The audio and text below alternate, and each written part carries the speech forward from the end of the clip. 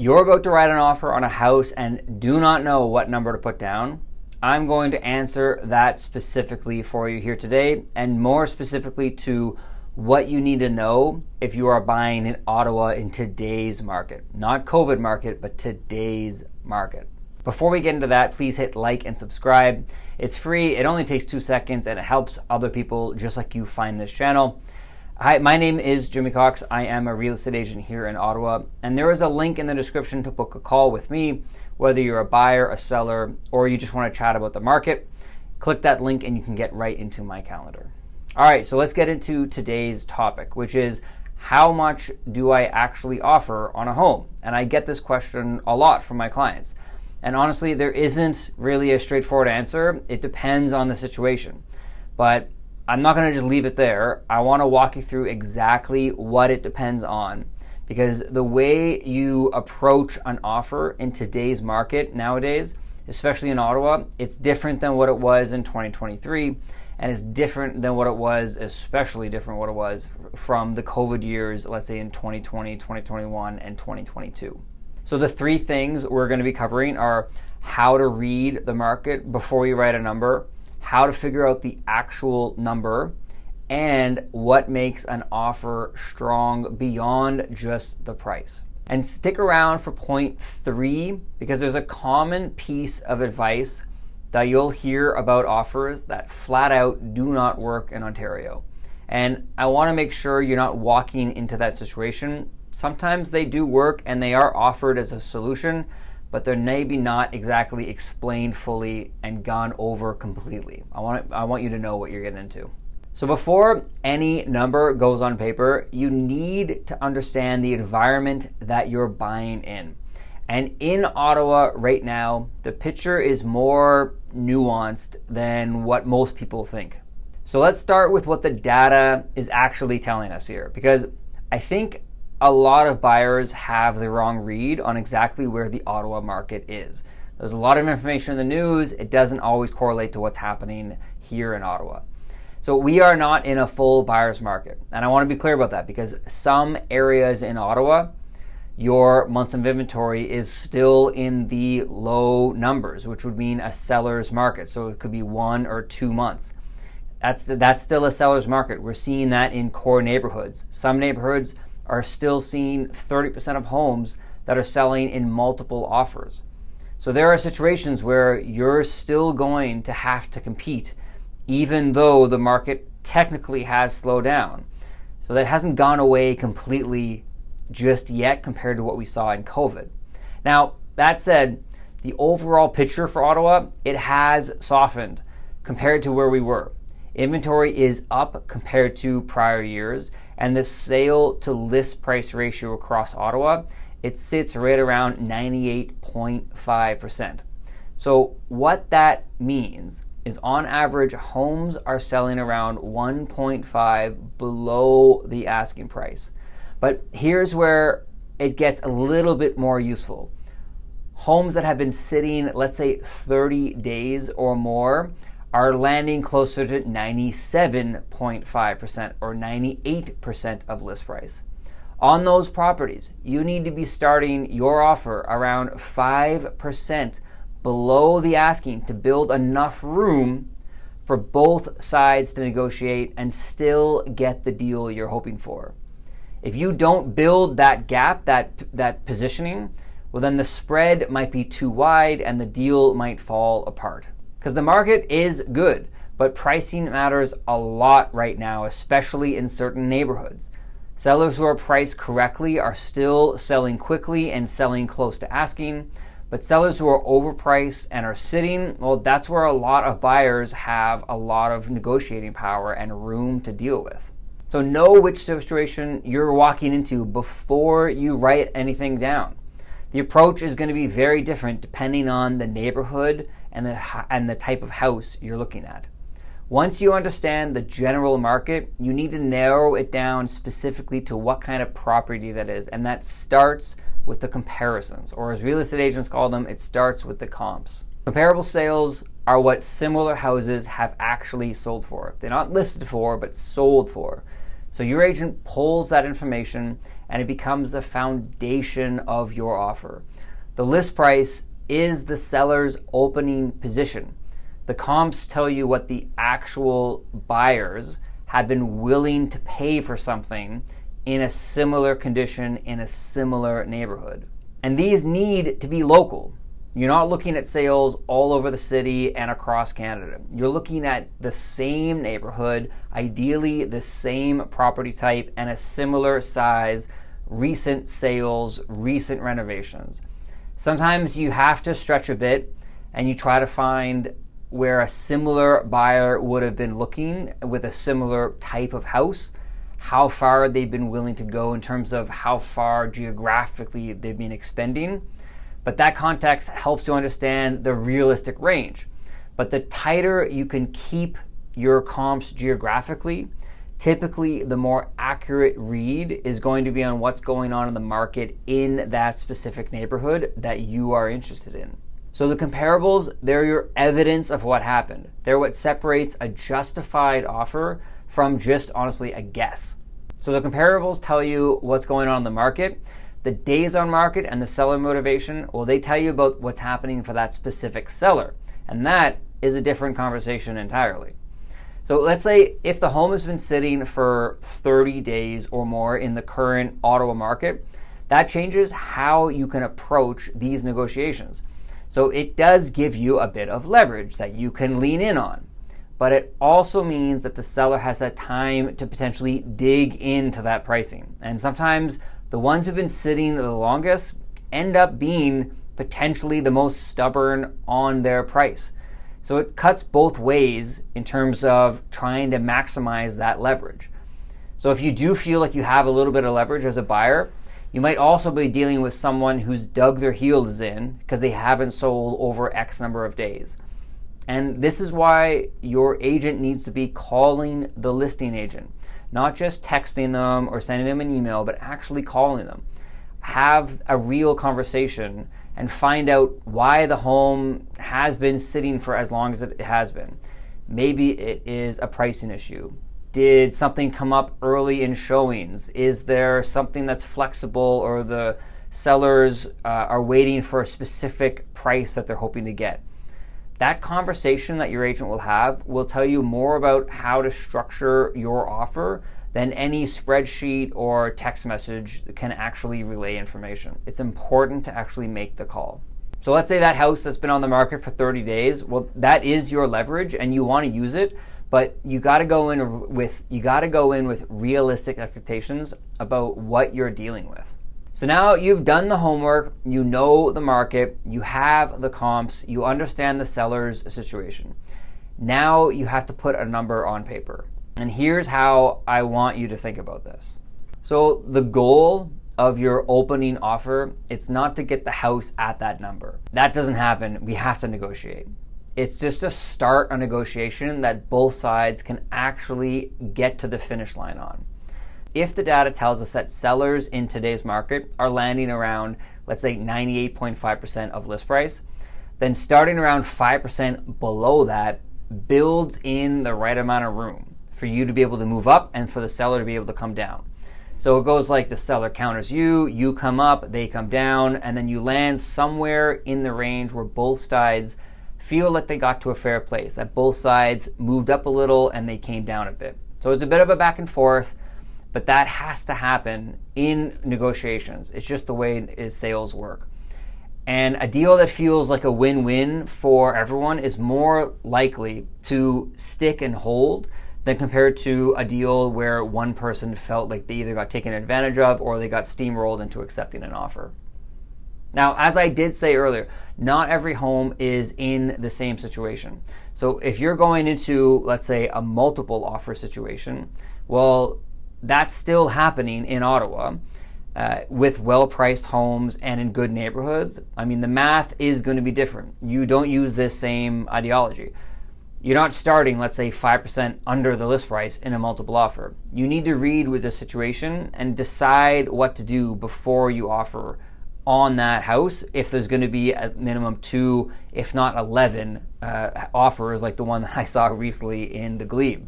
Now, one more thing on this multiple offer situation. At some point in the negotiation, the gap between you and the seller, it might be a few $1,000s. So before you walk away over that, if you guys are both stuck and no one's willing to move, I want you to run the actual numbers of what that is. So let's say it's on a $700,000 mortgage and the difference is $5,000 in your negotiation. Well, that's $25 a month. So the real question is, are you willing to walk away for $25 a month? And sometimes the answer is going to be yes, but you need to know what it actually means in your cash flow monthly budget before you just decide to completely cut ties and try to find a new home at a different price.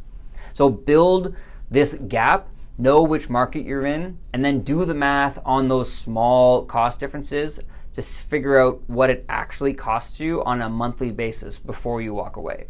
So coming in slightly below asking only works if there is a reason behind it, and that's what the homework is for. The justification for your number is built on three things: what has sold, what's currently on the market, and where the market appears to be moving. Your agent presents the offer with the comps attached. Here's what's sold, here's what the property compares for, here's why our number, what we're offering, makes sense, and what the market is actually doing. Now, sometimes you attach them, other times you just reference them. It's a conversation to be had, again, some by email or over the phone ideally. But the direction of the market, it's surprisingly really important here, because if the prices are trending up in that specific neighborhood, well, then you might lean a bit more closer to offering the asking price, because the value is moving toward the seller, meaning if prices are going up, you want to try to match that. But if prices are softening, you have a bit more opportunity to hold firm, because you don't want to end up paying for today's inflated asking price for something that will be worth less when you go to sell, or even worth less on the market in, let's say, 6 months if it's a downward priced market. And your agent should be giving you this information, should be giving you the read on this, and not just pulling past sales and giving them to you for you to figure out what the answers are.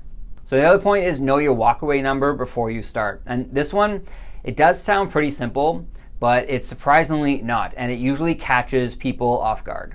So before you write your offer, you do want to sit down with your agent, and you need to have a number in your head that you are genuinely okay with walking away, and not the number of what you hope to get. So those have to be laid out ahead of time. You need to know your ceiling, which is the point at which you'd rather let the home go than pay a penny more. And this is really important, especially when you get into the nitty-gritty of negotiations or during issues, let's say during an inspection. Because I've watched homes or deals fall apart over $2,000, $3,000 because neither side would budge on price or budge on repairs. And at that point, it's really not about money anymore, because that amount on your cash flow monthly mortgage payments, not that much, but it's an emotional decision. And both parties essentially dig in. Nobody's thinking clearly at that stage. The discipline is set up, but you have to set your number beforehand. And if you walk into a negotiation and at that point you have to ask yourself, why is this small amount triggering me? Is it the money, or is it the feeling of losing and giving in? And those are very different problems.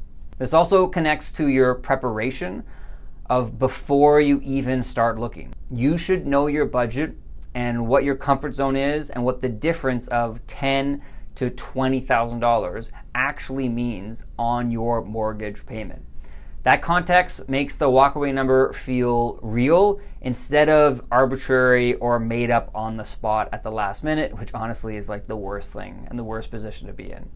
So you want to set your ceiling before you start, and the negotiating table is not where you want to figure that out, because it just ends up in everybody not in a good place. So my last point is what makes an offer strong beyond the price. And price is where the most attention lands. Quite frankly, it is the biggest piece of the offer. But there are other things that affect whether your offer lands. And one thing in particular that gets recommended a lot that I want to quickly talk about here is because it doesn't really work in the way that I think a lot of people hope it would by offering it. So you sometimes hear that you can ask the seller to cover your closing costs as part of the offer. You write it in as a concession. I hear this all the time, typically in realtor Instagram feeds that are from the States. We don't really do this in Ontario unless I haven't learned otherwise. But the reason that I understand it is here. If a lender sees that the seller is contributing to your closing costs, well, then they know that there is money flowing outside of the property's value. And what that tells them is the house is actually not worth what you paid for it, because the seller is effectively receiving less money compared to what you offered, because they're giving you, let's say, 10 grand for closing. And well, the bank, they won't allow your asset to be valued based on a contract stipulation that moves money around after the fact. So at its worst, structuring a deal this way, where money moves hands outside of what the bank has agreed to lend to, it basically falls into mortgage fraud territory. And it's the same reason why agent kickbacks they're a little bit different, but why agent kickbacks to buyers are a problem. And when they're written into an offer, lenders and banks do not like to see them, and they really do negatively impact the ability to get financing. So what I find does work instead is a strong deposit. A larger deposit usually signals to the seller that you're serious and financially prepared to make this work. It doesn't change the purchase price, but it does change your perception of your offer. And let's say you pair that with a solid pre-approval, not just pre-qualified. You've gone through the whole process. They've looked at your T4s, your letter of employment, all your debts and assets, and your offer, it looks clean and low risk, let's say, to a seller, especially if that seller has, let's say, been burned by a previous offer because financing fell through. That's a big incentive and leverage that you can offer if you structure your deal right. Skip the closing costs, concessions, and just focus on getting a good deposit and making sure your finances are cleared up, letting them know ahead of time. It's going to put you in a good spot. Now, in this market, you do not need to waive your inspections to be able to compete for most properties. You want to use that condition to your benefit. You just want to use it properly. Now, in multiples, you might have to waive it, but again, it's not very common in today's market. So typically you get 5 business days, and it'll cost you around $600 for the inspection. And the areas you want to focus on are what I call the big 6, which is your foundation, your HVAC, your electrical, your plumbing, your windows, and your roof. And I want you to think of the inspection as a report, as a maintenance checklist on your house. It's your job to look for the red flags that are buried within it, and your inspector will help you find those and note those. But I do not want you to treat every item on that list as a negotiating point. The home will not come perfect. And this is literally where your agent earns part of their keep, is when that report comes back, they should be helping you sort through these items. Which ones are worth going back to the seller on, and which ones are serious enough to simply just let slide and realize it's part of home ownership, normal wear and tear, and plan to budget to repair or monitor that as the years move on. If something's minor and you're going to fix it anyways, maybe you don't ask the seller to deal with it the way it is. Maybe it's a small reduction instead, and sometimes that's cleaner. It could be faster. It doesn't give the seller a reason to dig in on principle. So often doing the work yourself and just asking the seller to lower the price is a typically easier process to be able to move forward where both parties feel happy. So your inspection, you have 5 days to plan it out. It's going to cost you about $600, and watch for the red flags, because those are the ones that really burn you later on compared to the small maintenance items that are going to be in the list. Now, beyond your price conditions, the closing date is often where deals quietly get easier or, quite frankly, a lot harder. And most buyers do not think about this until the last minute. Now, part of the closing date solutions, if you can't find an answer, is leasebacks. It happens a couple of times where the seller will stay in the property after closing. And it's not something I recommend to happen in Ottawa, even in Ontario, because once you close, it's your property and the seller becomes a de facto tenant. And the tenant rules in Ontario are quite clear. You can't just ask someone to leave because you want your house back. It takes time, there's a process, there's delays, and there's always potential for worst case scenarios to happen. There's also insurance complications with this. All of a sudden, the moment you have someone else living in your property, it's your own risk. It creates an issue with you becoming a landlord, and you might not have wanted to do that, even if it was a short period of time, to allow the seller to accommodate a closing. So what does work is having a conversation early about what closing date actually makes sense for both sides. Because sometimes the seller needs time to find their own place.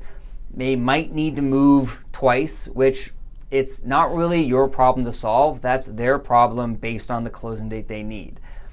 But if you have flexibility on timing and the seller's needs a specific date because of their needs, that costs you nothing to change to match what they wanted.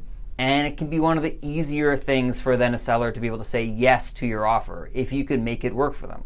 So the broader point here is clean offers for sure win. Fewer conditions is way better, but you want straightforward terms, a closing date that works.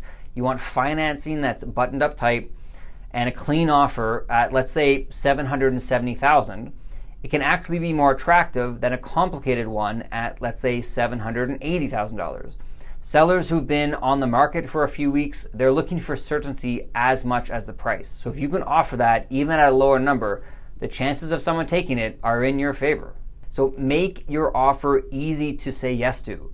Clean terms and a workable closing date, they matter more than most buyers realize. So Ottawa, it's not a full buyer's market, not even close, but there is real room to negotiate on the right properties. Keep in mind your sale to list ratio, it's around 98.5%, and lower on homes that have been sitting on the market for even longer.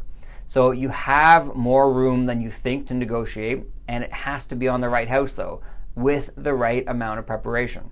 Know your comparables, understand which situation you're walking into, whether it could be a multiple offer or if you get a chance to negotiate directly with a seller. Set your price ceiling before you sit down and write an offer. Keep your inspection focused on what matters, which is I call the big six, and make your offer as clean as you can and as safely as you can. You want to work through this on a specific property you're looking at, what to offer, how to read the comms, how to structure it. There's a link in the description below. You can set up a call with me. My phone number is in there. You can send me a text or give me a call. I can help you walk through what this would look like on an actual property for sale here in Ottawa. Thank you very much for watching, and I will see you on the next one.